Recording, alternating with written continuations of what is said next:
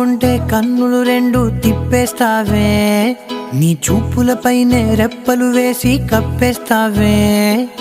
కనిపించని దేవుణ్ణే కన్నార్పక చూస్తావే, కన్నుల ఎదుటే నేనుంటే కాదంటున్నావే. చూపే బంగారం